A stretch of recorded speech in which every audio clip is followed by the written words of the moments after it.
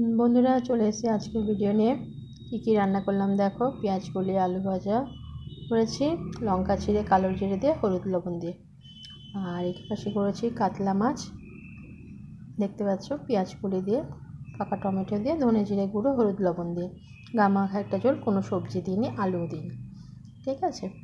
আর তারপরে করেছি, এটা তো দেখালাম, করেছি এই দেখো ভাত, এটা গরম গরম ভাত করেছি।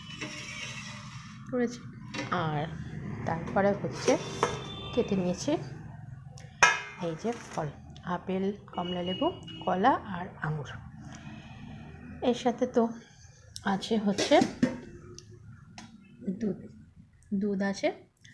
আর এটা হচ্ছে টিফিন, দুধ, ফল আর হচ্ছে এই যে ডিম সিদ্ধ, এই হচ্ছে টিফিন।